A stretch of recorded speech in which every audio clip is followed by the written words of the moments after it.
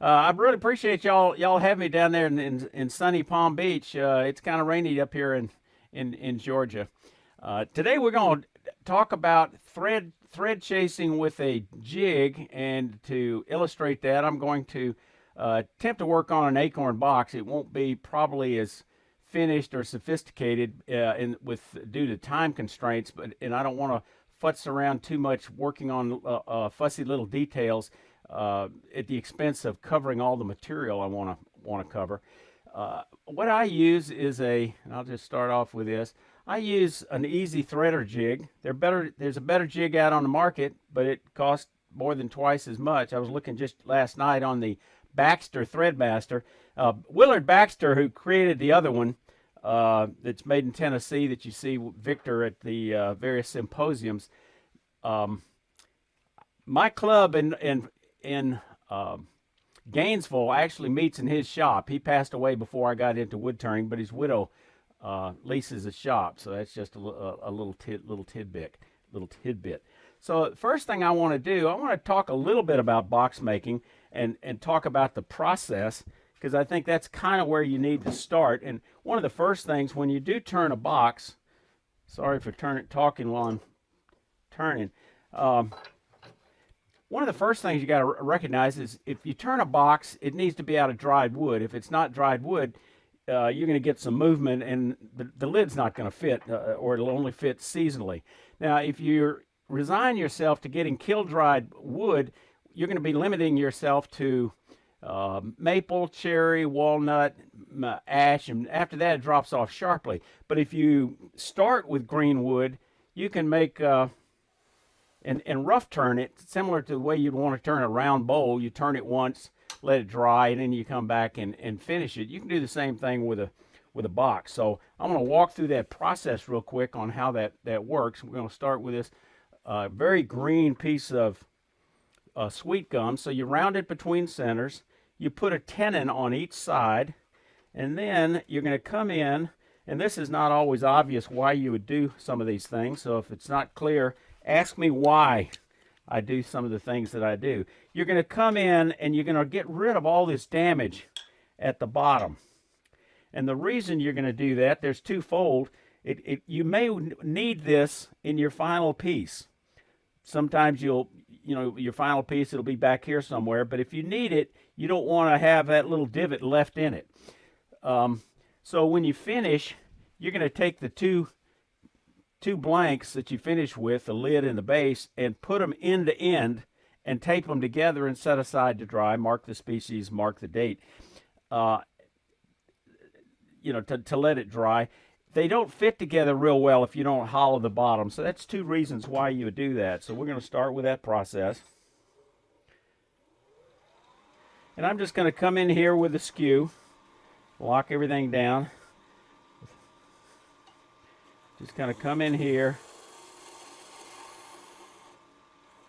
And that's pretty much taking care of that.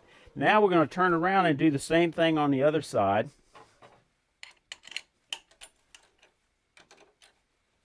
I'm using a set of Nova chucks, and because that's what I started with. It's what came with my used mini lathe when I first got started. Since then, I've acquired several of them, but I also have a couple of record power chucks that use the same jaw fixings, so the jaws are interchangeable on the two.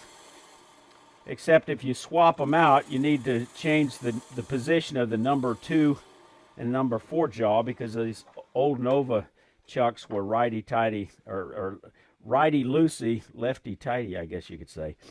All right, now, next thing you're going to do, once you got it between centers, you got the tenon on it, you got the ends both ends cleaned up, you're going to mark what you think should be the base end, and you can look at the grain to make that analysis. I'm going to just mark it right here. And then you're going to go ahead and part it off. And you'd use a thin parting tool, maybe. I'm going to use one that's 1/8 of an inch just because this is kind of a practice piece, so I'm not real concerned about it. And of course, you got to alternate your cuts a little bit. Give yourself at least an extra half apart.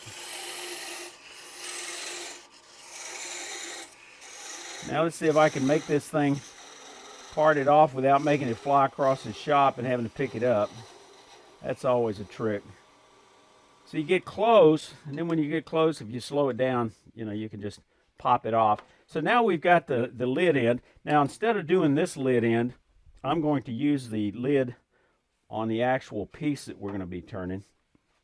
So let me take this off and take the piece out of this other chuck and put it in. I'm using a piece of mahogany, not the heaviest wood around or the hardest wood. The beauty of using a threading jig is that you can thread most any hardwood. Hand thread chasing, that's a different story. Now, for those of you who are not really familiar with it, hand thread chasing is when you use some thread chasers like this. You got one for the male tenon, one for the recess. These are 10 threads per inch. I do use these in the process. If we got time, I'll show you how that works. So first thing we're going to do, we're just going to rough turn this thing. And actually, I'm going to get, since this is dry, I want to get this down. It's just a little bit thick, I think, for the base piece we're going to use, which is this piece. Actually, maybe not. Maybe a little bit. So I'm going to just skim it just a little bit with that spindle gouge. I could use a skew or a spindle roughing gouge for this, but I'm going to grab the one that's closest to me. And let's see. I think I can make that image just a little bit bigger here. So we're just going to take it down maybe not more than 1/16 of an inch is all I need. Then I'm going to reorient, stop the lathe.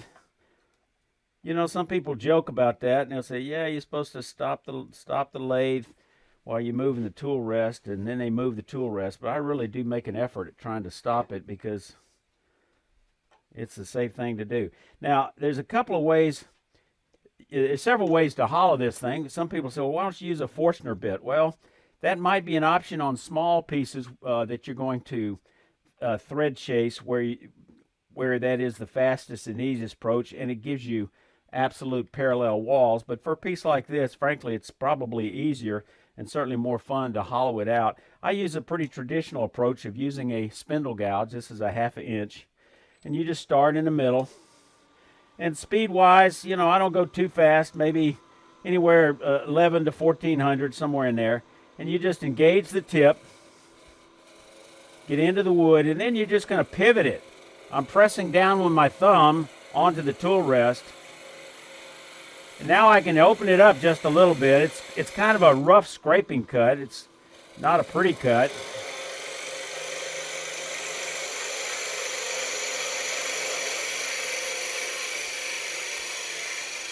In this case, I'm going to make the walls the appropriate thickness.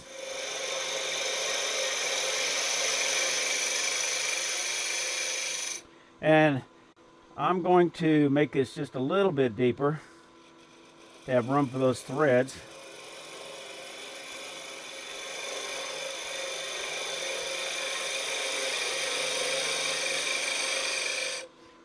Let me change that camera view here.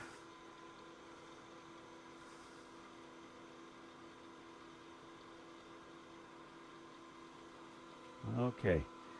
All right, so next thing I'm going to do is I'm going to get what we call a box scraper. A box scraper looks like this. Basically, this edge has been ground down at a slight bevel, not a real steep bevel necessarily, and the front is ground down. You can make one of these things. I've used one I made and was fairly happy with it until I got this one used.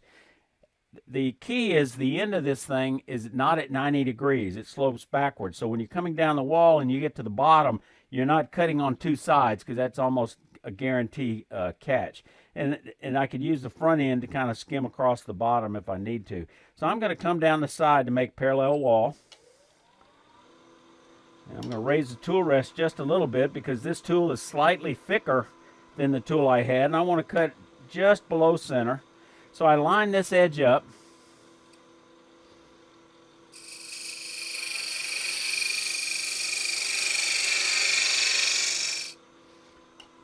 Now, to ensure that the wall, whoops, I didn't get it all. I've still got a little bit of a ridge there. Let me come back a little bit one more time.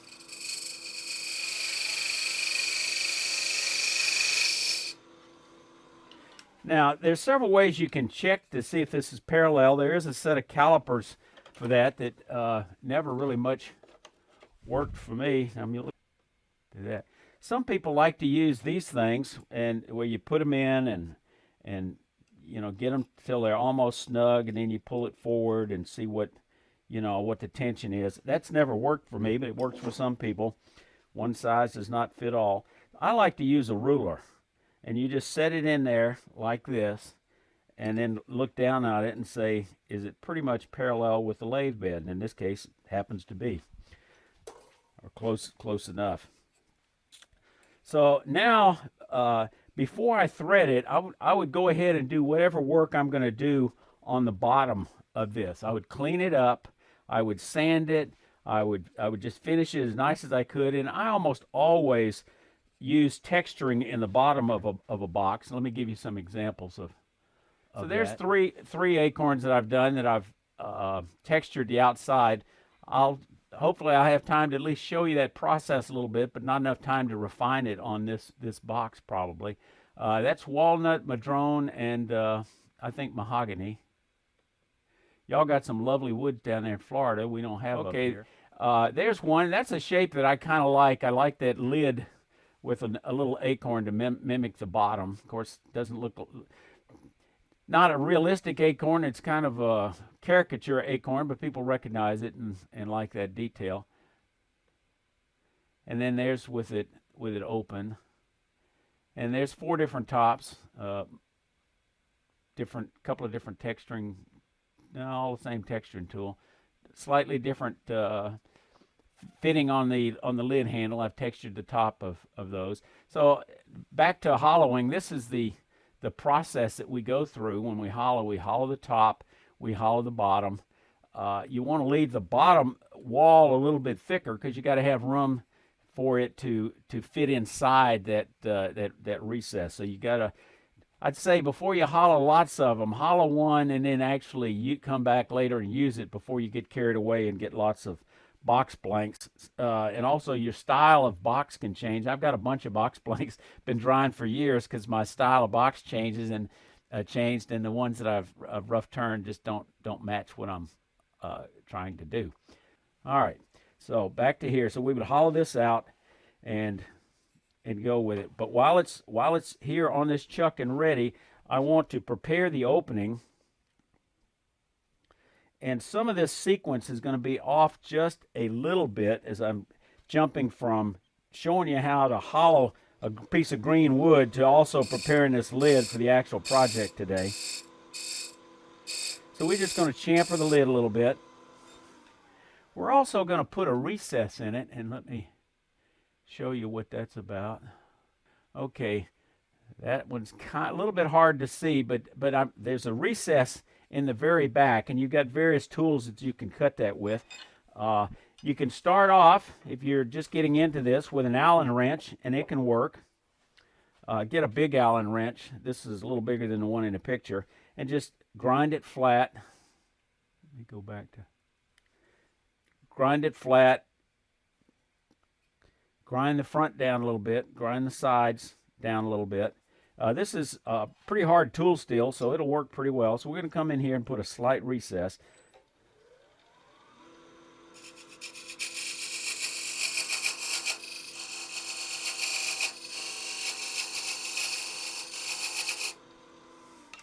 Probably should have raised the tool rest a little bit. It was getting kind of grabby on me because it was a little bit low. So now we've got that taken care of. I'm not going to take this out of the chuck. I'm going to leave it in the chuck because I don't want to change what they call concentricity. Also, I found on my Technitool, this Technitool chuck, it always sticks. I don't know why. I can't find a burr or anything. So what I did was I made this little removal tool, just a steel rod and a handle, and it goes in the slot where the set screw fastens down on the insert, and it just pops it loose without any trouble. I just found that to be a real time saver. reduces the hassle sometimes, because otherwise that's a pretty good chuck. So now we're going to go back to that hollowing that wood blank. We're going to put the other chuck back on here. So now we're going to step backwards in time and go back to where we had that green blank. We've finished the lid, rough hollowed the lid, and now we're going to rough hollow the tool, or the base rather. And I think this is important to understand the basic concepts of how you hollow end grain, because I know a lot of people, it's like bowls, bowls, bowls, but you know, I like to turn other stuff, and boxes is one of them. So this is how you'd rough turn it. We're going to approach it very similar to the way we would do the other one. Now, before I get to doing it, I'm going to clean off this outside before I get to hollowing. Just skim it with this 3/8 inch spindle gouge.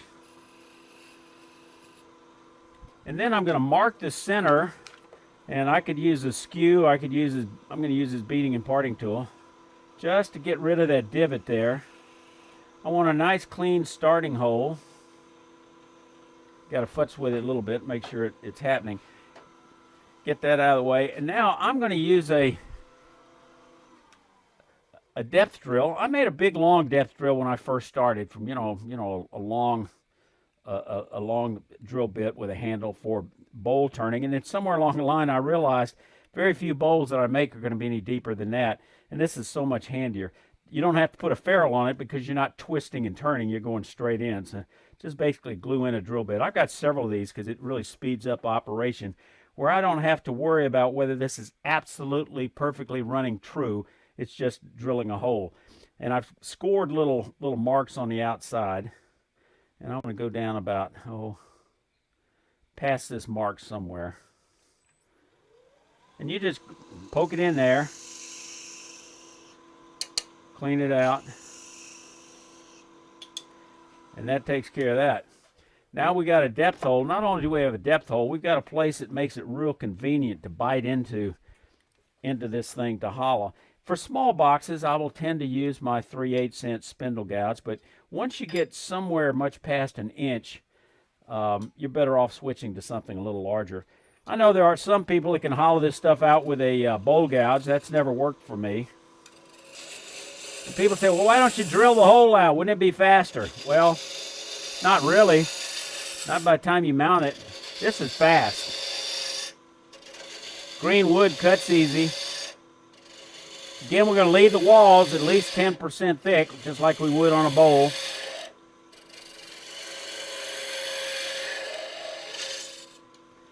And you pretty well got it. It's down there about that deep. I could go deeper, but I just want to show you that process, because end grain hollowing is really important. Now, Richard Raffin, I'm not going to attempt to do this. I did this yesterday and pulled it out of the chuck and threw it across the room, which is good for entertainment. But he uses a technique he calls back hollowing, and where you come up and drop the handle and you cut with the top. And you ride it over. I got to get the handle of this banjo out of the way. Ride it over, roll it up like this, and then come back down the same way. So you cut coming and going. It's very fast, but it does take a lot of practice to acquire that skill. And I've tried it several times. Sometimes I can do it successfully, but it's a production turning technique, and I think for most people it's not worth messing with.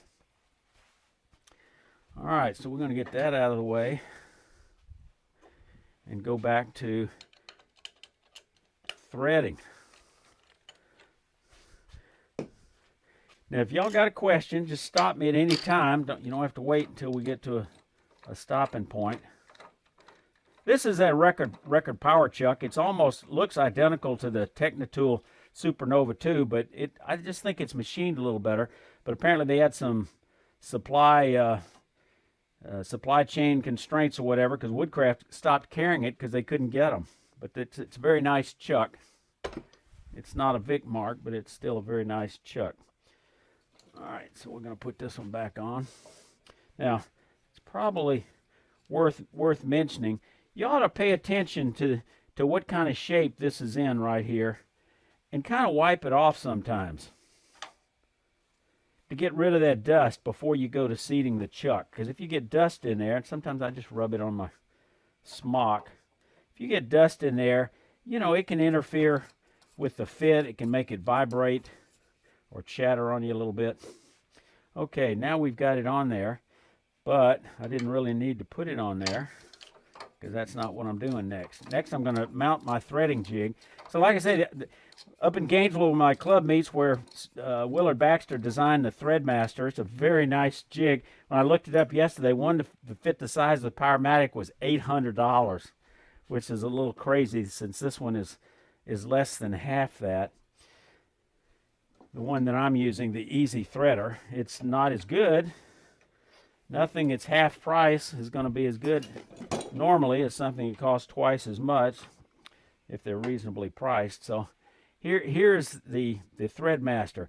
Let me take just a moment and cover the basic components of a threading jig. So we have the base. Some of them, like I say, like the Threadmaster, fits in the bedway, and it is sized for your particular lathe size. So the cutter will cut on center. This one fits in a banjo, and it's got some pluses and minuses, but it is a little cheaper, and it's a little more versatile because if you change lathes, or if you're a demonstrator, you might be demonstrating this on a 14-inch lathe one week and a 20-inch lathe the next week, you can change posts very easily, so it's very adaptable, whereas the Threadmaster not as much so. All right, so there's that. Now, the first thing, the trick with this particular one is getting it squared up. And I'm going to try something a little different on squaring it up. One guy says put a board in there, and I've tried that, but I think this is probably pretty square as well once I lock this down. And now I'm going to square this up, and once I square the jig to the banjo, as long as I don't change that orientation, it's going to be square. So we're just going to get that. They say never do something for the first time on a demonstration, but I'm going to try it. So now that I've got this locked down here, this won't pivot, you know, the tool rest clamp. And now I can move this around, and all I've got to do to get it squared up is use the speed square on the banjo to make sure it's in place. So I'll do that in a moment. Let me kind of sweep off some of the dust here. There we go. Up. These overhead cameras I have a tendency to bump my head into. All right. Where am I? Next thing we could do, we're going to talk about the cutter. When you buy a jig, it normally comes with a cutter, and I'm looking for an extra. I want to show you options here. Okay, so when you buy this thing from Craig at Chefware Kits, if you do, you're going to get a collet like this piece right here, and it's got a Morse taper on it. It fits in your spindle, and it's got 3/8 to hold that cutter, and it pops in there. But you have to go to the hardware store or big box store and get you a piece of coarse rod. This is, I think, 5/16 to fit it. Put a knob on it. A big wooden knob would be better, but you know, this is for a mini lathe. Because you're going to put that drawbar in the back and pull this in, and then that will clamp down real tight. And that works. It's just a little fussier. And because I have got a collet chuck, let me thread this on and put it away. Because I have a collet chuck like this, that's what I use because it just threads on and off. And it's just so easy. And I got a bunch of different size collets, including one for 3/8. So I put that on. And if I'm doing wood, a lot of times I can tighten it up without using what they call Tommy bars. But for this, I don't want this thing coming loose. So I'm going to just snug it up. Because when you got like what's a little bit like a router bit going 3,000 RPMs, you don't want it flying off and hitting you in the face, even if you got a face shield on, because it could ruin your day. So we got this in place. Next thing we're going to do is we're going to go back and take that lid. Now, I'm using a chuck. Ideally, when you make boxes, what tends to be better is using threaded glue blocks. And I just dropped one on the floor. Let me go back here and retrieve it. Gluing it works out great on a tapped glue block, because you can just thread it on, thread it on, thread it off. It's always going to be square. And the easiest way to do that, the cheapest way, is to buy one of these Beal taps. He sells them in at least two configurations, the 1x8 for mini lathes, and then the 1 1/4x8 for the larger lathes. You can get other taps, but this is the absolute cheapest one out there, and it gets the job done. And glue blocks are good for a lot of different things, and making boxes is just one of them. All right, so now, next thing I'm going to do, I'm going to cut on the inside, and it makes no difference whether I cut on the back side or the front side. Still going to cut. My preference is the back side, just because I can lean my head a little bit and I can see what the cutter's doing if I wanted to.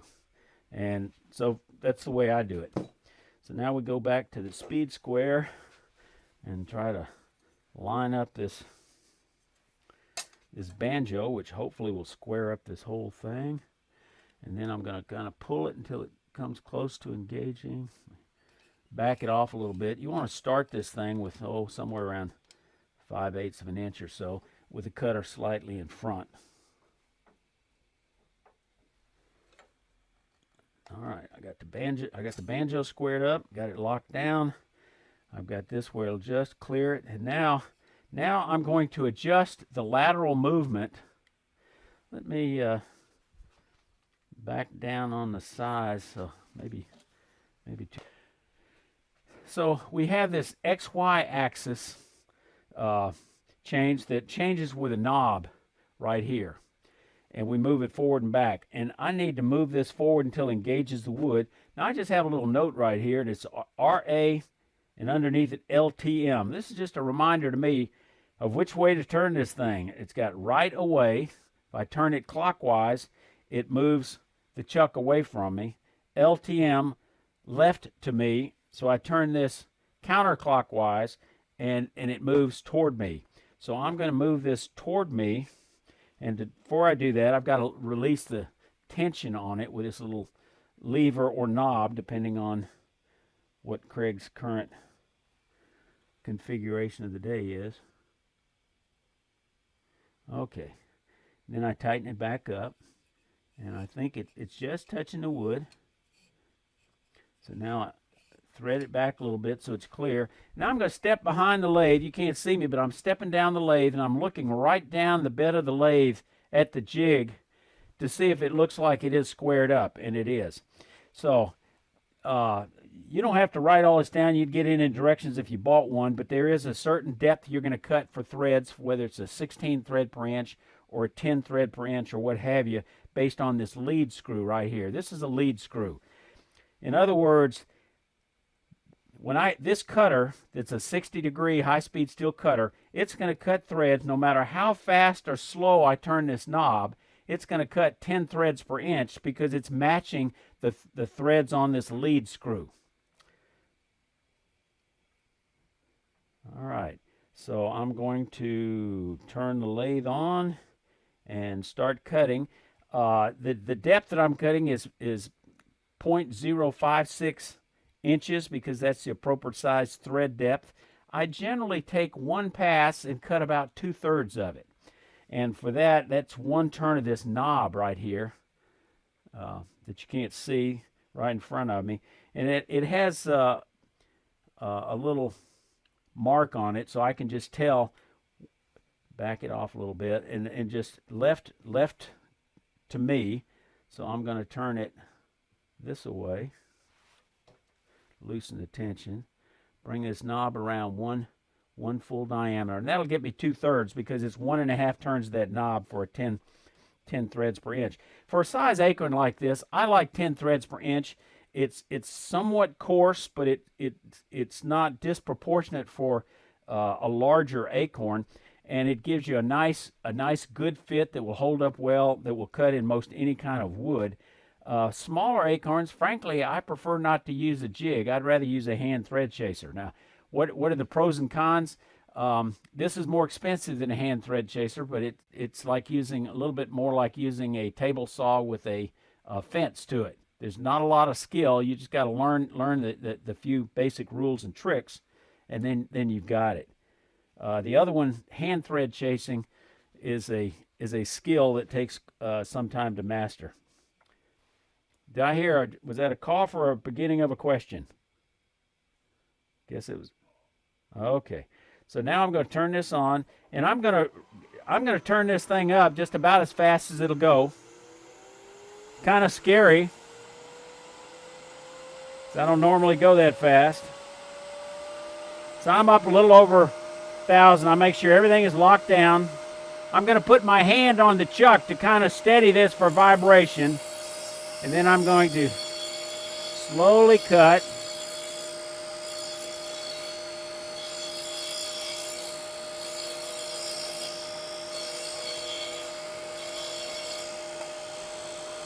And then I'm going to turn it off as I've cut about one thread and just kind of evaluate that thread. And I think it's pretty even.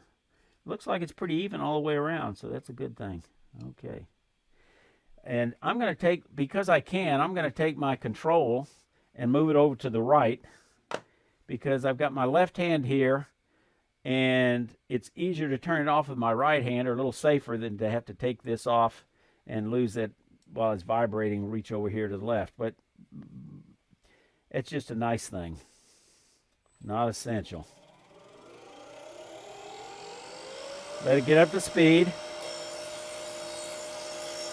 And now I'm watching it to make sure when to stop when it gets into that recess. I should be able to hear it.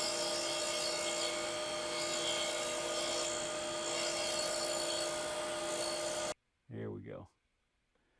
I don't normally set up a camera in this position, but now you can see the actual cutter going. So we're going to back it up just a half a turn. Turn it on again.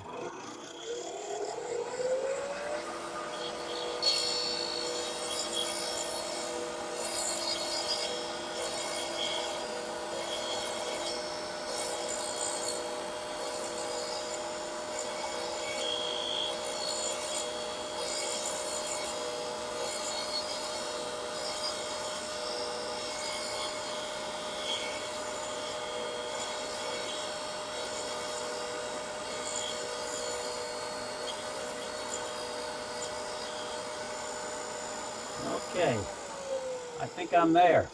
All right.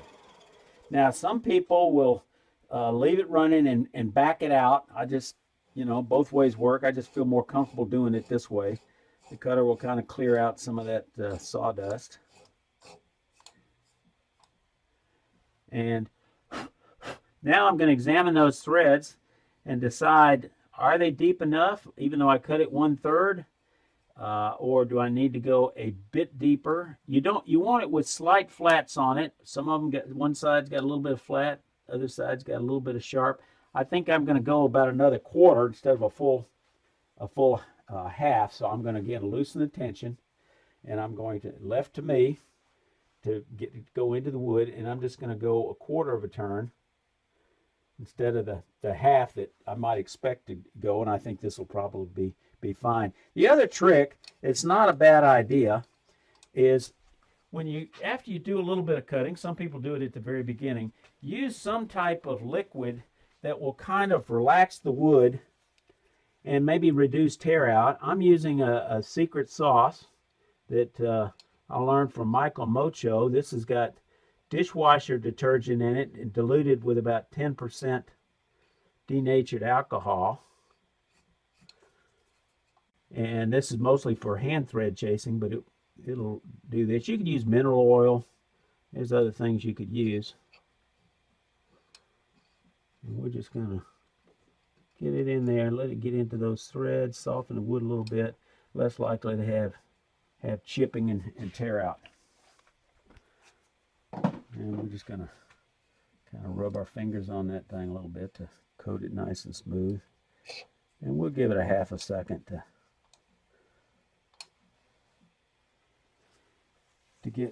kind of relax itself. Set that away. And we'll give it all right, let me think what else I want to talk about before I get to cutting. So I could almost hear the noise change as it went into that recess on the back. The recess helps provide a clearance for the cutter. You don't want to go all the way to the bottom, or you'll have that bottom of the cutter rubbing on the inside of your box, and that's not necessarily a good thing when you get it all nice and finished.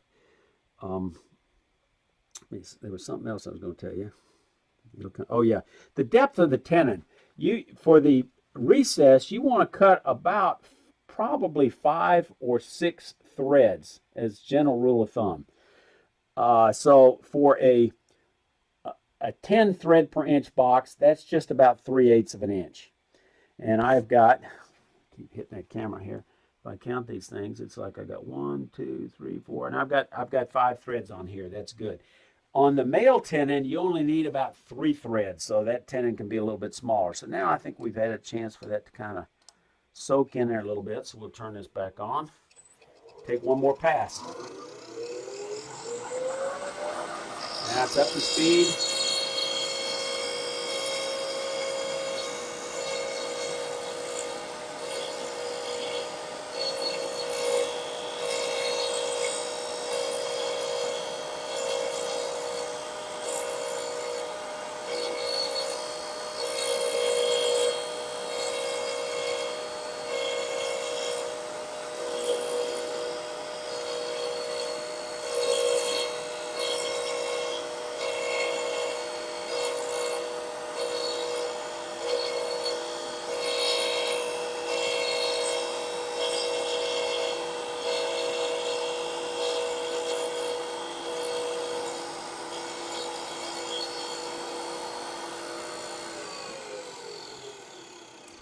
I know watching this operation is about as exciting as watching hollowing. Now, here's how, one of the advantages of this jig, it's real easy to evaluate the threads, and as you'll see that later. I back it off a little bit, and I can swing this thing all the way around and kind of look at it and take either a brass brush or my wife's toothbrush and just kind of, turn around this way where you see, just clean out those threads. You're not going to be able to, well, let's see. I think I've got one camera view where you might be able to see this. All right, we'll swing it around. I can't turn this thing around where you can see it. So anyhow, just clean out the threads with a brush and kind of examine them closely to see, are they deep? Inevitably, you're going to have some threads that may be just a little bit sharp, in which case you might kind of knock the edges off. Now, when I evaluate these, I see one side that really isn't cut quite deep enough, and that's the one thing about this jig, is that you can get it off just a little bit, and it'll be a little thicker cut on one side. So I've got to go back and add that extra. Now, when I bring it back and touch this, I didn't move the banjo. All I did was loosen the tool rest to swing it in place. So once I bring it in and touch the cutter, it is back in alignment exactly where it's supposed to be. Now, if you're using one of those that mounts in your bedway and you have to slide it back to look at the threads or clean them up or something, you have a stop block right here that locks down. So when you bring it back up, it brings it back into registration. So just a slight variation in technique. So in this case, I'm going to bring it back, lock it down, twist it out. We're going to go another 1/4 of an inch, or another 1/4 turn rather.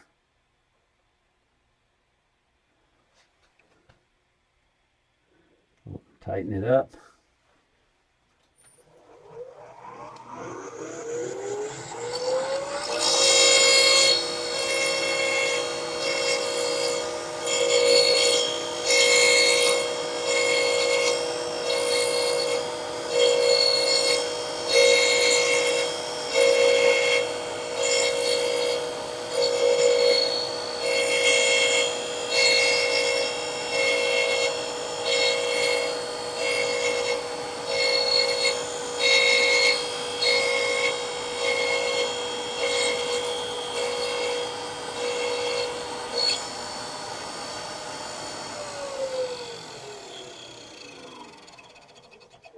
Now let me mention, if you go out to chefware kits, to get, there's another model similar to this that's sold in the UK, but they don't sell it in the United States any longer, and that's Simon Hope.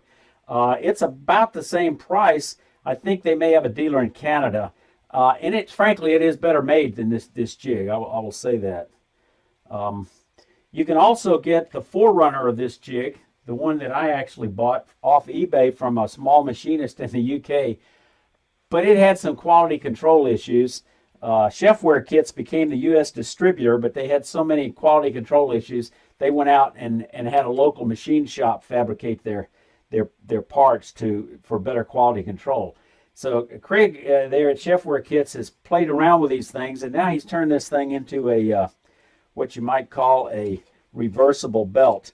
I don't know if any of you guys ever had one of those reversible belts with brown on one side and black on the other. But it's not quite as good as a black belt and a brown belt. And that's kind of the way this is. He added a feature, an extra adapter on there so you could cut spheres with it at an extra cost.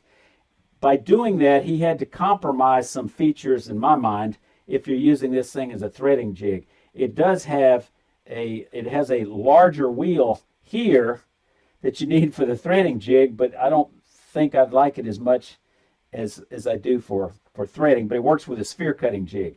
I think he's also got maybe a bigger handle on the back, which is a little easier. This one is a little small and kind of hard to grab sometimes. So we've got that cut. We'll clean those threads out, and we're going to take this off, and we're going to put on the bottom blank. Now, I'm going to leave this.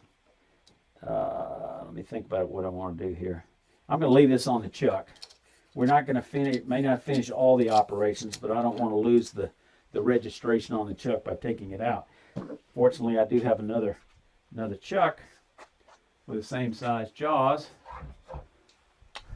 and that's that record power. So now you got to dismantle this thing and go back to taking out the threading jig and the cutter, and go back to putting on the chuck. If you have like a mini lathe, that can be a nice feature where you could do things on one lathe and then just swap it over and leave the jig set up. A lot of people do that. So we're going to take off that jig. If I got the wrong camera view, you think I need to change it, y'all holler out, because sometimes I kind of forget to look at that thing to see what you are actually seeing when I change operation. It's a beautiful piece of spalted maple. It's got some really nice color in it. Come around, get the other side, just slight tug.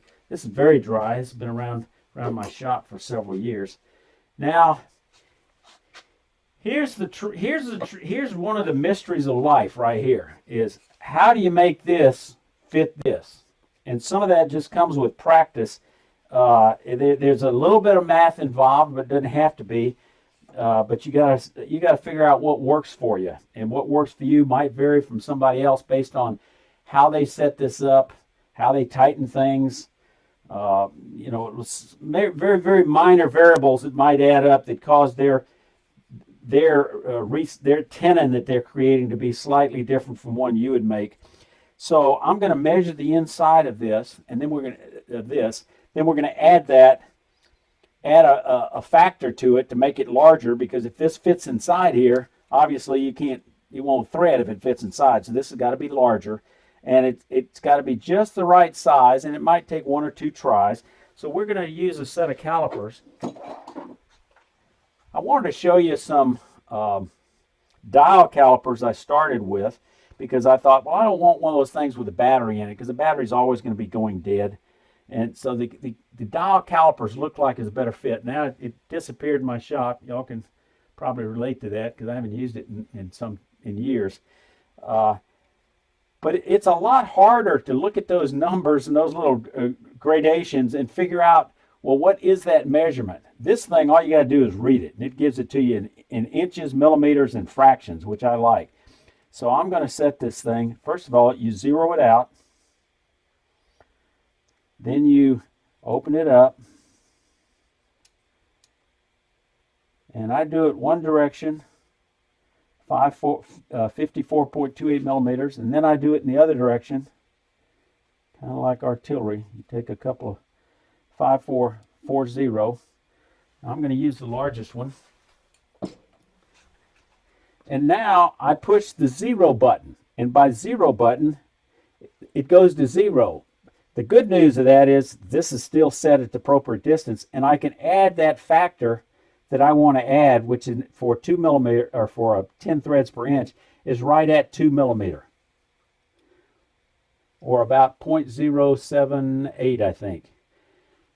And actually, I want to set it just a bit. I'm going to change this to inches, actually, fractions. I want to change this to 0.07,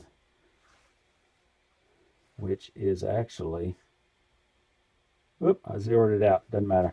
Anyhow, actually, this looks like it's almost right on the money. So I'm going to take my banjo, and we're just going to do the slightest skimming of this surface to make sure it's square. And I think I'm going to do that with, trying to think of the easiest way to do that. And I think maybe for me, maybe the skew might work just fine. Slow the speed of the lathe back down. Turn it down to 0. Start speeding it up again, maybe 12, 1400 or something. Anchor the tool, ride the bevel, lift the handle till it cuts.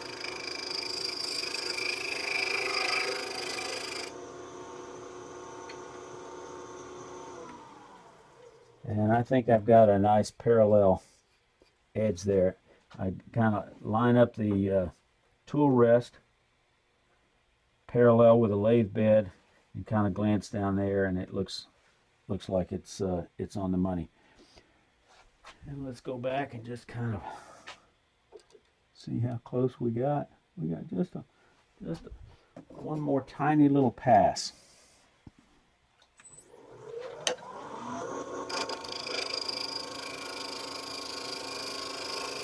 We're just talking about a tiny, tiny little bit. Now I'm going to cut a recess for about 3 threads, which is just a little bit about 3/8 of an inch. And I'm going to use my parting tool, my 1/8 inch parting tool. It'll be a little large. And actually, there's a couple of ways to do it. Maybe I won't use the parting tool. Looking for a pencil here. So I'm going to measure this. I'm going to set this at 1/4 of an inch, which is right there. And that's where I'm going to put the recess. And actually, the tool I'm going to use for that recess is going to be what I call a point tool, which is just a really versatile tool. There we go. Okay. I got them handle up, so I got to recognize the handle. So this is a point tool. This is a great club project. Y'all ever get together for a workshop in somebody's shop and make things? If so, this is a great tool to make. It's just a wonderful tool for box making and a number of other. If you do texturing, it's a great tool. So we're going to mark this 1/4 of an inch. That'll give us room for at least 3 threads. Now I could use a parting tool to go straight down in here to make that recess. You're going to make the recess at least 1 thread depth, or maybe a slightly bit more deep. I'm going to use this point tool, and I'm going to come in straight down with this end kind of square and this end at a slight angle. I'm going to lower the tool rest just a bit. Okay.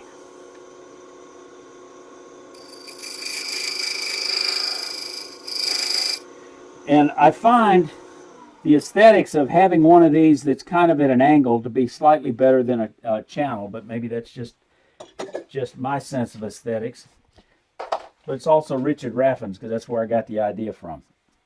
All right, so now we're ready to thread this. I also want to chamfer the end of this just a bit, 45 degrees. And that's another great use of this point tool as it comes in at an angle. This has got 3 sides, and so it's a 3-sided scraper. So no matter which side you use, chances are it's gonna, if you make it out of high-speed steel, fairly sharp. These bars are not real expensive, and this come in at 45. Just make a very slight chamfer. We'll see that makes the fit a little easier when we're putting the box together. So now we're going to take that off and put our threading jig mechanism back on. And probably, you know, I'm a belts and suspenders kind of guy, which means I'm kind of fussy about some things, but I want to just get a ballpark to say, does that look right? It does. So that's a good thing. All right, so put the cutter back on. I haven't heard any questions yet. Must be confusing somebody somewhere along the line. Must have a question.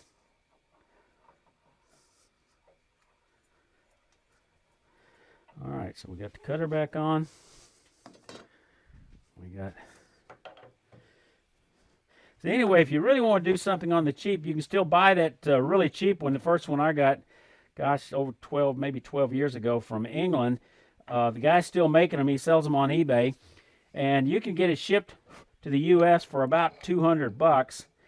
But it comes with shop-made cutters, which aren't worth a darn. I mean, they're really terrible. They burn the wood. Why I guess he can make a nickel by making those cutters, but you can buy those high-speed cutters, and his are not high-speed steel, I don't think. And he doesn't sell a collet. So by the time you buy a cutter and a collet, you're almost up to the price of the chefware kit's jig, but without the same quality probably, unless he's gotten better over the years, which certainly a possibility. Although they say practice makes perfect, but actually practice makes permanent. So if he's not getting it right the first time and he does over and over, he's not likely to change. All right, so we got that squared up. This time I'm just going to check it visually, and I think that's probably close enough. I can just set this back just a hair. Lock this down. Actually, I need to move it a little bit closer. Just about 3/8 of an inch. You know. Got that. Lock that down. Go back and line it up again visually. Stand behind the lathe, looking down. Yep, that looks square to me. I think so. Lock that down. Lock that down. So now we've got to bring this back.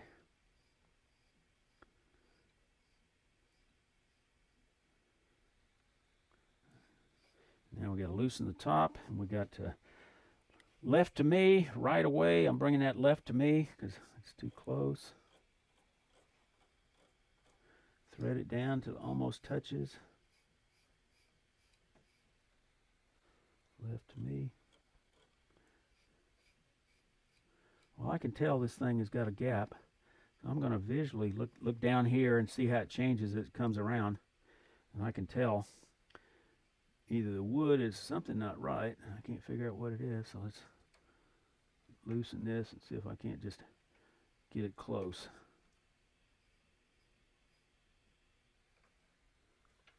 There is a certain amount of futzing with this.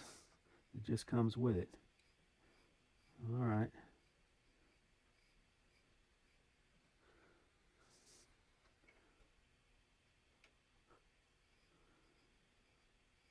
Well, I think it's better or not. Okay. Using that system to square it up with a board is probably not a bad idea. I got a video on that. All right, so now I'm going to, I think it almost touches the wood. Almost. Let's bring it in here and start loosen this. I'm going to do right away until it touches the wood. That's pretty close. Tighten that up. Back this off. And then we start this operation all over again. Again, we're going to use one pass with this thing set at. All right, I need to move it in that direction, so that's right away. So I turn this clockwise, and I see where the little marking on, The Baxter Threadmaster, it's got a little detent and it's got all these little gradations. It is much more accurate. You can really dial it in a little better. But frankly, we're working with wood, and sometimes you can get down to thousandths of an inch, but you know, the wood will cause it to round up or down. Okay, we're gonna crank, everything's down. Crank down banjo, crank down this, crank down this. Turn the speed up again to about 3,000, 3,500. Crank it wide open.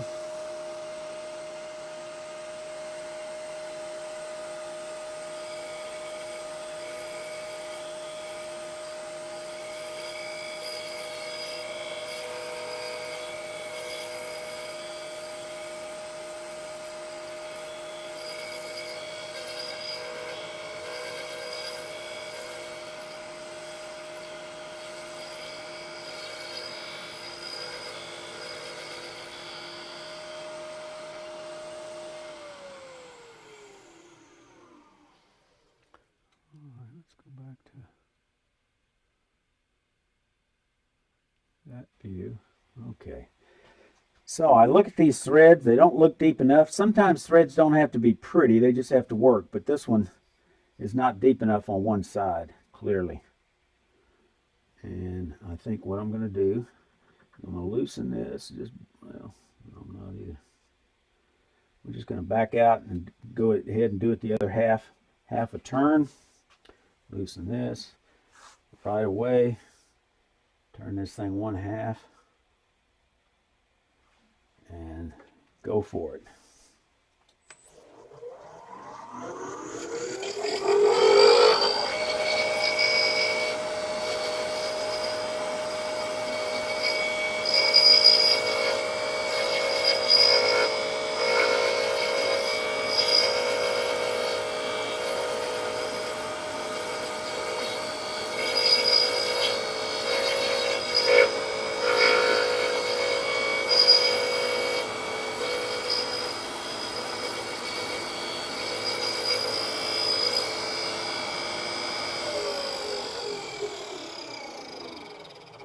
You can see how nice it is having that remote switch on your right hand side. All right, so now we're going to loosen this, bring it around, and do a trial fit. I never did wipe the shavings out of here. The other thing that's a good idea to do, I've got some rough edges here, so I'm going to take a piece of 240 grit before I do anything else and kind of knock off the top just a little bit. So just kind of knock off just lightly the crests, because they're liable to crumble anyway. So you want them slightly flat. You don't have to get crazy about it, but just knock off the crest a little bit. The other thing that works real well, that's a good thing to do at this stage, is get out a can of good old paste wax. If you don't have this in your shop, it's a great addition. This is Minwax. They got Johnson's, and a can will probably be in your estate sale. I've been using this for lots of things in my shop over the years. You know, sometimes putting on my cast iron table saw, lathe bed, bandsaw bed, and threads. But just put a little bit here, and that'll just smooth this operation, reduce the friction. Doesn't hurt to put it here too. I'll put it here when it's over. I can do it now. And it'll soften the wood if I need to cut more threads. So now we're going to take this and just give it a trial fit. And it doesn't fit. So I need to go back and cut it again. Now, with this, you can pretty much control the cut and go deeper without ruining the threads. If you do hand thread chasing, on the other hand, if it's off a little bit, and you can't just keep thread chasing. You have to take it and take the threads down a little bit, or they will crumble as you try to hand thread chase. So we're going to go down maybe. We don't want to get crazy. We want to go right away. We're going to do it in quarter increments. Now, sometimes you get lucky And this thing, everything works right the first time. Sometimes it doesn't.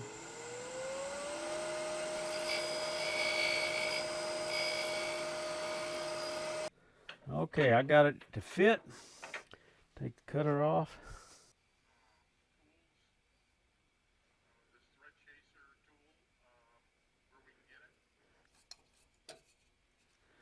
All right. Y'all just holler when it's time to get started. It's been 10 minutes. So I guess we can go ahead and resume. All right, I took one more pass. I can take the jig off. And we're going to go back to box making. I want to show you, talk about briefly the sequence of a box. So I'm using a cheap Benjamin Best or Harbor Freight that's been reground as the negative rake scraper. And just to clean up the bottom here, we're going to turn the speed of that lathe back down. I'm going to put the box back over on the left, turn it on, get it up around $1,200–1,400, and just kind of get rid of any bump in the middle. Just kind of clean up the bottom.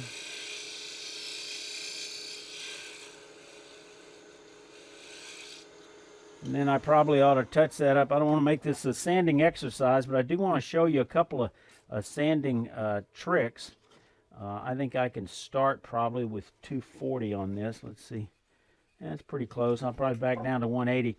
The first thing I want to show you, for those of y'all who don't watch all my videos, which who in the world would want to watch all of them? I got about 660 of them up there. But I'm going to using a sanding lubricant. I was a little slow coming to this, but this is great stuff. You can use mineral oil. You could actually use your finish. But I make this stuff out of beeswax and mineral oil. And what it does is it kind of fills in the low spots to keep it from clogging, makes it easier to clean. It also runs cooler, but the thing that I like about it best is it traps the fine dust that we would otherwise trap with our lungs.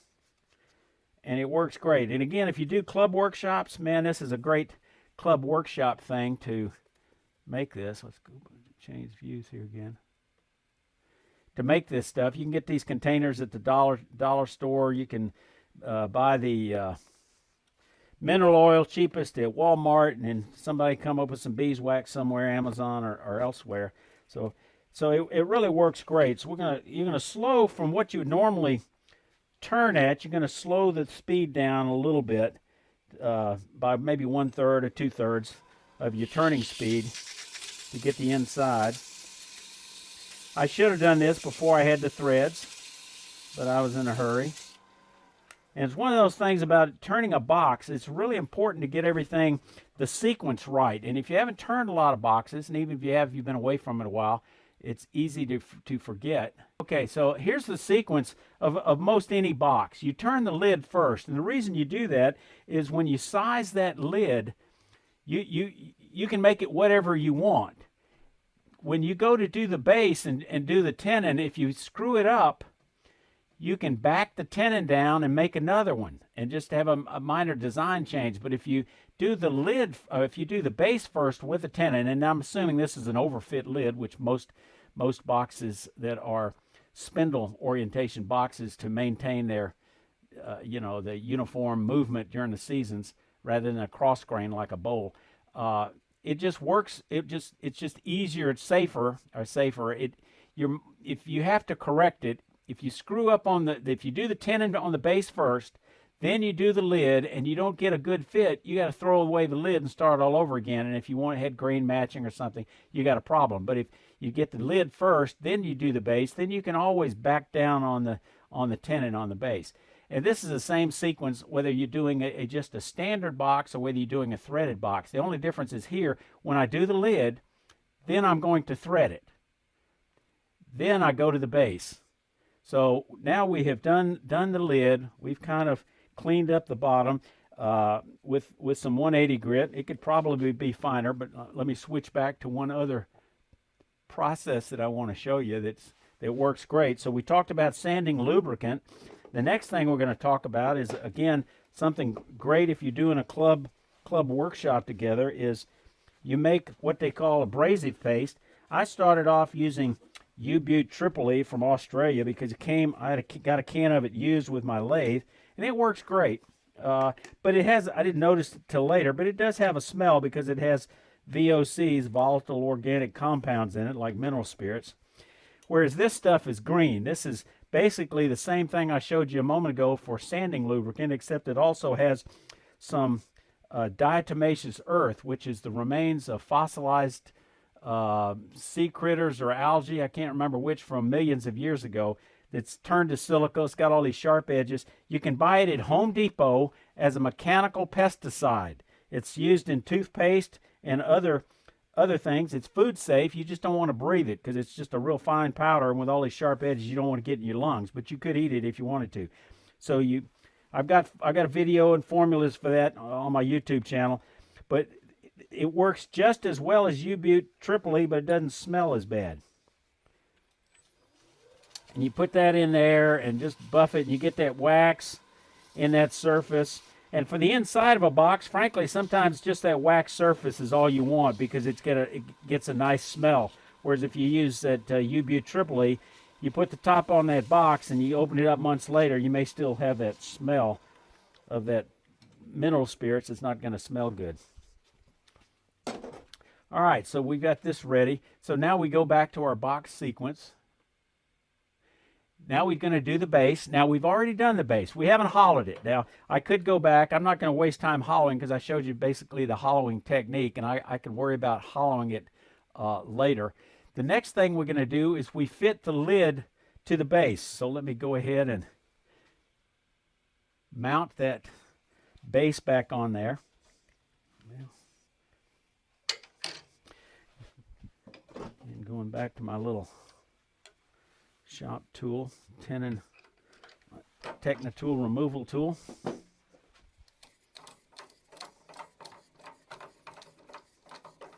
Now actually what I would do, I'm not going to do it now because I want to leave it on the chuck. I'm not going to go back and shape this thing. Well, let me think about it. Yeah, well, yeah, I am too. We're going to go ahead and I think we got time to pretty much go through the whole box. So we've got this back. Now I'm going to shape the outside of the lid. And first thing we're going to do is measure the inside because we don't want the inside to become bigger than the outside. And I'm sparing no expense. I've got this Harbor Freight calibration kit. I forget what they call it, measuring tools or something. And it comes with several calipers, a vernier caliper, and this neat depth jig. So I can mark the inside to the outside, which is always important in a box, and then give it a little skosh more room. I'm going to make two marks here, one the bottom of the box and one where I want the real bottom to be on the outside, so there's no confusion of which is which. So there's the inside bottom, and this is going to be the top. And then the rest of this I can use for a handle. So I'm going to go ahead and shape the outside of this to be a little bit more like an acorn, and I'm going to use my 3/8 inch. And I've got a fairly thick edge there that I can round it over without too much problem. You know, I want to get speed up, 12, 16, 1800, something like that. Anchor the tool, ride the handle, lift the handle till it cuts, and then rotate it in the direction of the cut, riding that bevel. Okay, so that's rounded over. Now I'm going to take the parting tool, and I probably... I think when I grabbed that thing, it was a little bit loose in the chuck. So let me make sure I got this thing tight before I start getting aggressive with this parting tool. Another great project for a club workshop is making a beading and parting tool. These are made out of 8mm bars of high-speed steel. You can find these on Amazon. If you click on my Amazon shop in the show notes of the videos, it'll take you to some of these products. But they're fairly inexpensive, and it's just easy to make a handle. And I found this to be such a versatile tool for making tenons because 8mm is 5/16 of an inch, and I found this to be a perfect size. The 3/8 is a little large. This makes a nice wide tenon with one pass, and you know, it's a parting tool. You can also almost use it like a skew, so it works great. So I'm going to come right next to this. This is going to be the bottom. I'm going to come out just a 30 seconds of an inch and part down.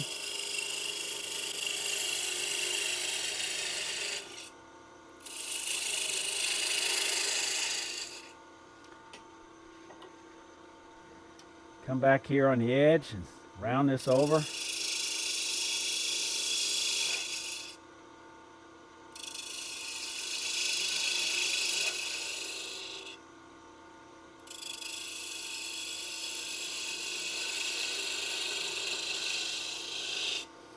Okay, now I'm going to show you, normally I wasn't planning on texturing because I didn't think we have time, but I think we do. So I'm going to texture the outside the way I would. You can make them smooth if you like, but I kind of like the texturing. So when you texture, you've got to make sure that surface is the finest. It's going to be to your final sanding grit, or you're going to have a problem. With this wood, I'm doing a 120 grit, but I think I can switch to the 180. Excuse me, because I think I've got it's fairly soft wood, and I've got a pretty good finish, pretty good cut on it. So I think the 180 will probably work just fine. So we're going to slow the speed down a little bit, just kind of get the front of this a little bit, and then just round it over, back and forth.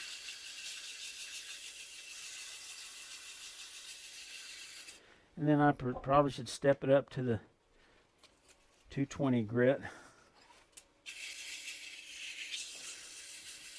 I didn't put any sanding lubricant on this, but that's okay. I think there's enough in the wood that it will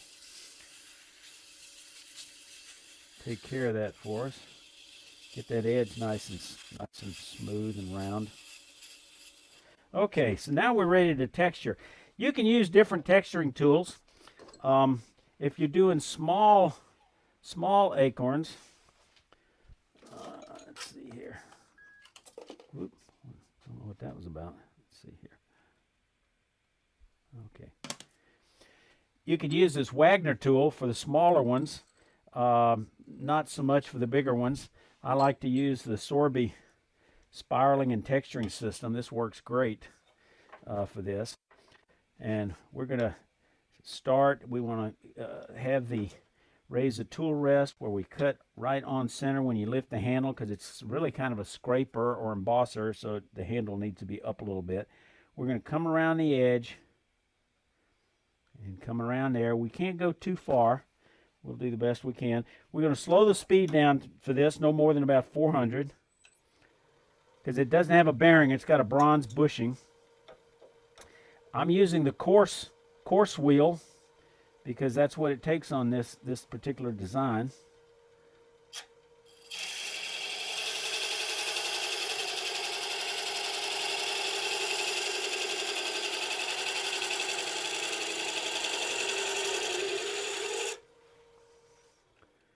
And it's a pretty coarse cut, but not too bad.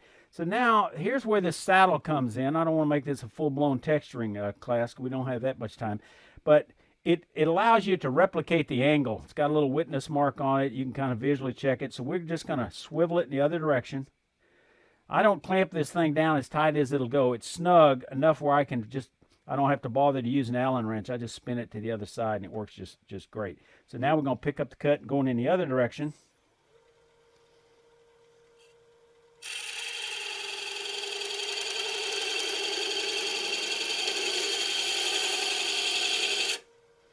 And then I'm going to change the position of my tool rest. Ideally, when you're texturing, you want to come at it with the tool 45 degrees to the wood. So to do that, I need to I can pick up the thread chase, it'll fall into place. Back it up here just a little bit. There we go.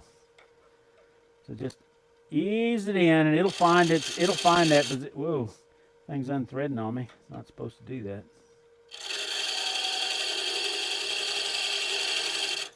Okay, so now we've got this coarse. Can y'all see the texture on this? Let me change the light. I think that's probably a little bit better. Let me zoom in a little bit, and maybe you can see it a little bit better. And I start losing resolution. Whoop, wrong one.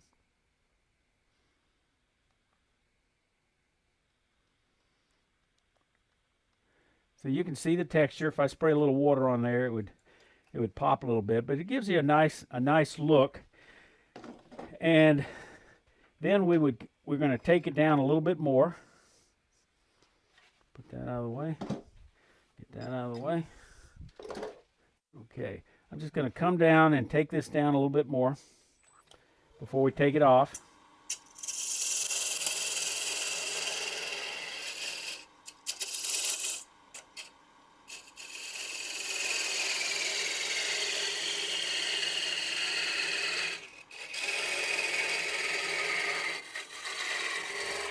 Okay, so we're just going to do some bulk wood removal. Now, let's go back to the box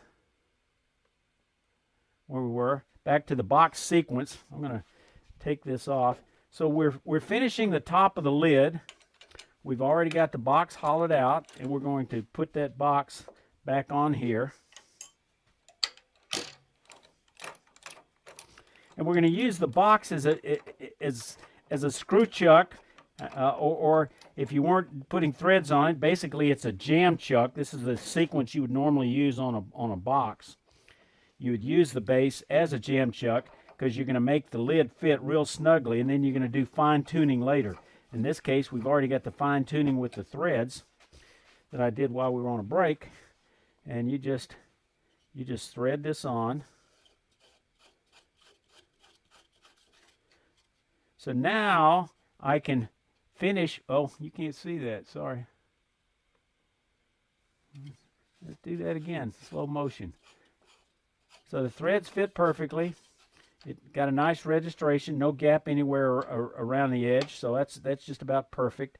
Now, to do this, because I've already got a divot here, I'm going to go ahead and bring up some support.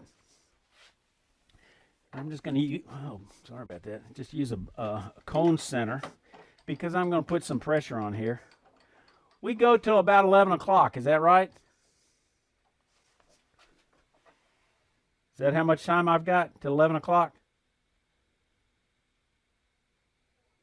Okay, maybe more. All right, so if somebody got to leave early, they can leave early. All right, so we're going to go back to the spindle gouge. And now lock the tailstock spindle. We're just going to remove some wood.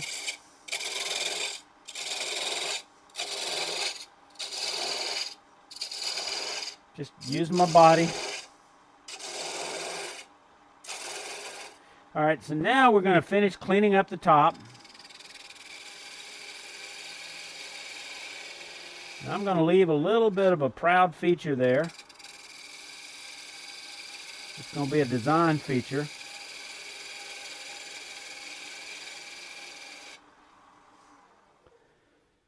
Okay, and that looks pretty good. I think we're going to touch it up with some maybe 180 grit.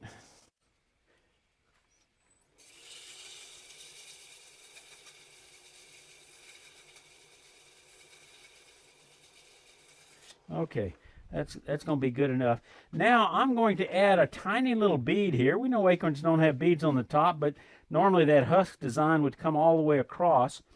But in this case, it's hard to bring that texturing all the way around. So the way I handle that is I'm using a D-Way tool, baskets of illusion type of tool, and I'm going to make a tiny little bead right here. Get the speed up a little bit more. Just kind of rock that bead in place. And that makes a nice picture frame, so to speak, for the texturing. So now I'm going to come back in and pick up that cut. And I'm going to switch to a tool that works for more delicate detail cuts. And I'm using a 1/4 inch detail gouge from Doug Thompson. And I'm just going to come in here and come in right under that bead so the bead will stand proud.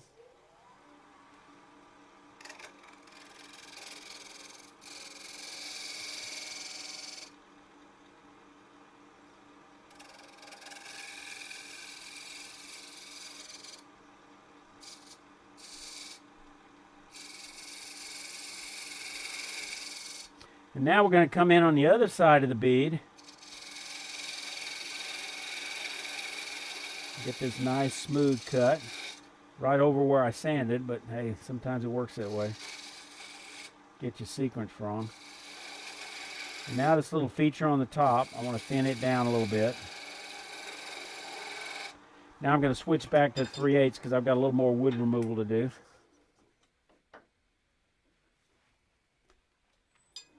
So now we can start removing a little more wood.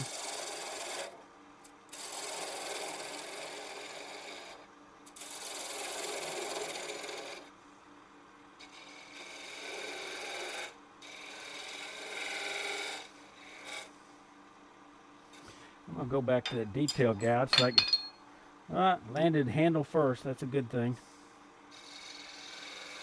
I can go deeper with this detail tool than I can with that other tool. Not as deep as you can with a skew.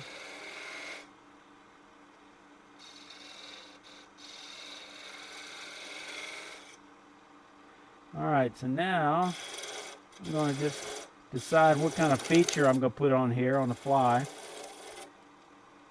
Sometimes I make an acorn, but I don't have time for that. That's kind of fussy, so I think I'm just going to make a little bead here.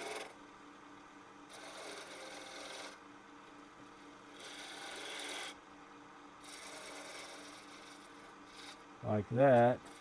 And then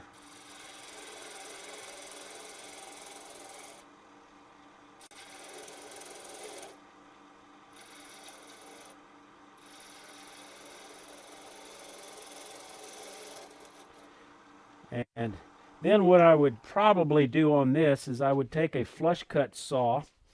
If you don't have one, this is a handy accessory if you do a lot of box making or do small stuff. I would probably come in here and cut this at an angle. I'm not going to bother with that.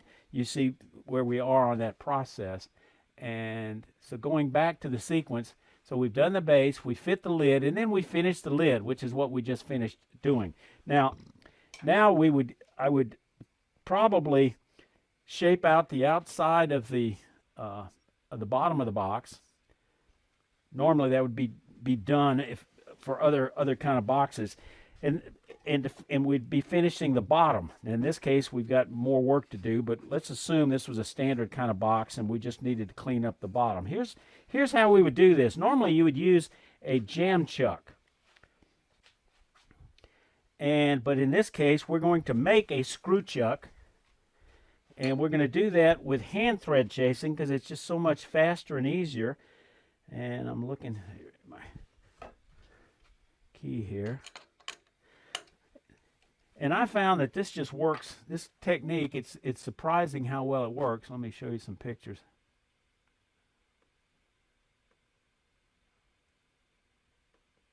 Here's a bunch of these threaded pine screw chucks that I've made, and sometimes I can reach into the drawer and I get lucky. Now I'm turning to one that I've got. See how lucky I get. Let's see. All right, so I've got one that's been threaded before that I've used. Got one that's a little small. I've got one that the other one's real small. This one is just a little bit small. So it'll be real easy to tune up. So let me show you how that works. Now this pine is just standard 2x4, and it's in cross grain orientation, like you would turn a bowl or a platter. Now that for a box, those boxes you had wood movement more in one direction than another. That's why we tend to make boxes, especially if they're threaded boxes, out of spindle orientation grain. But for this process, this is a temporary thing. All we want is threads that are good enough to hold the box. They don't have to be perfect. They don't have to look good. They just have to hold it in lieu of making a jam chuck. Let me get rid of the comb center here so I don't get Turner's elbow. So we're going to come in here with this 10 TPI Robert Sorby thread chaser. I've replaced the handle, the Robert Sorby. I didn't like it, and I turned a newer handle that just fits better in my hand. Now we're going to cut real slow on this 10 TPI. It's somewhere around less than 300, maybe right at 300, maybe 275, kind of wherever the lathe sequence is in at. And since I've already got the thread started, I'll hopefully will be able to find that thread and just cut them a little bit deeper. The trick is getting the speed right.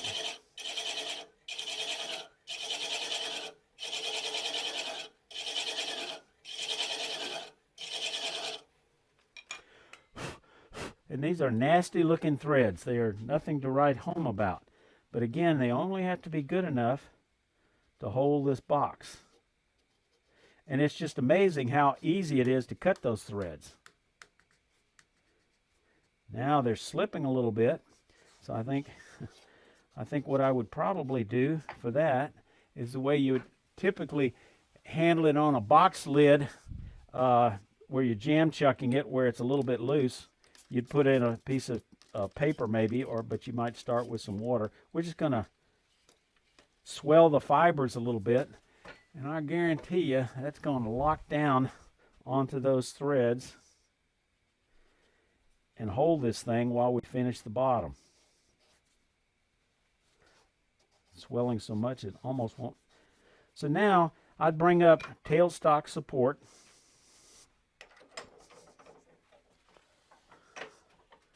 To kind of hold this in place. And then I would finish shaping the outside of that acorn. But I'm not going to bother to do that. We've seen some turning. Let me see if there's anything else on these pictures that I wanted to show you. Okay, another thing you can use threads for is if you make urns. And the way I like to do it is I tend to thread a collar, a lot of times out of contrasting wood, to actually go in the urn, and that also gives you advantage of a very large opening in the urn for you to hollow through, which makes hollowing a lot easier. And again, I tend to use 10 threads per inch, so I can use most any kind of hardwood. And frankly, the one that's surprising that I kind of like is white oak, and then I ebonize it or dye it black. If you use an expensive exotic wood, you're going to buy a big chunk and be expensive, and it also looks like plastic. But if you dye the white oak, you can see the grain, so that tends to work pretty well. I'm almost embarrassed to show this to you. This is a thread jig that I made. Me and two other fellows collaborated, and I wind up writing an article for the journal. You can find it. It's on my website. I would not recommend this to anybody. Even if you like making jigs, unless you're a machinist. And here's the challenge. You can make the wood parts. You can make everything work. You can make a little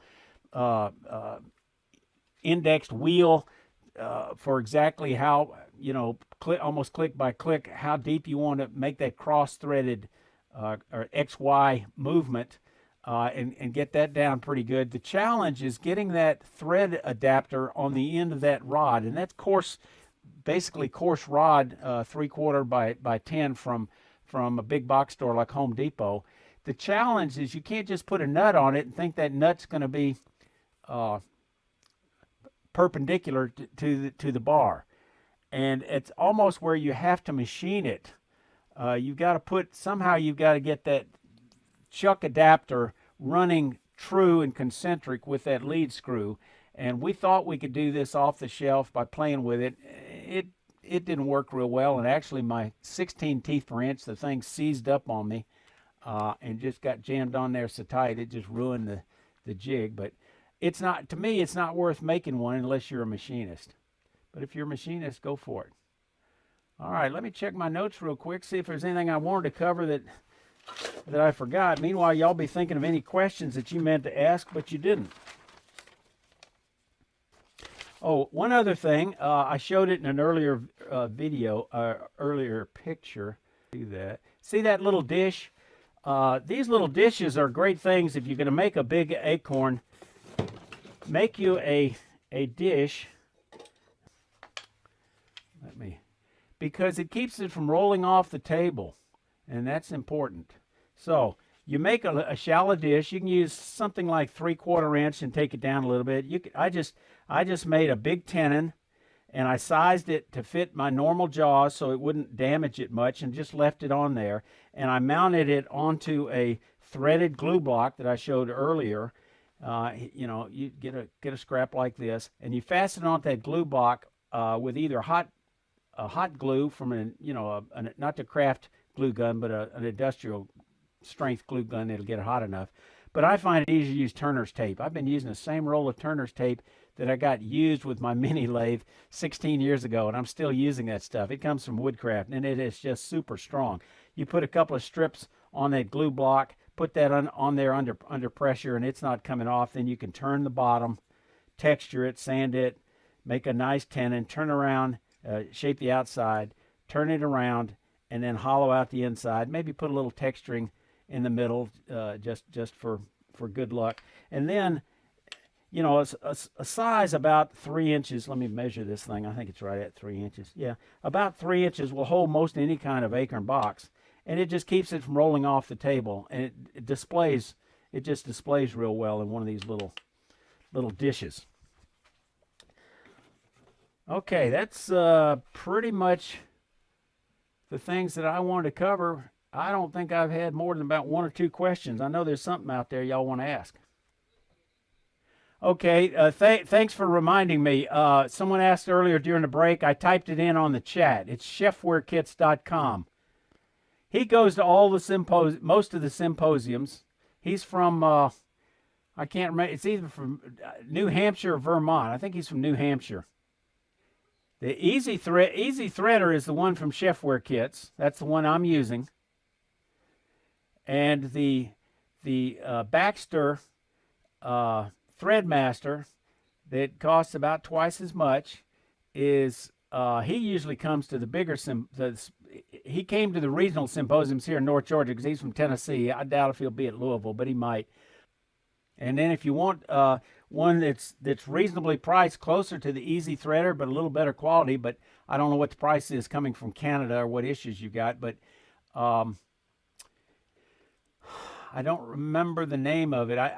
If you Google Simon Hope threading jig, it'll probably take you to his site in the UK, and then somewhere on there it'll route you back to a dealer in Canada if you keep looking around.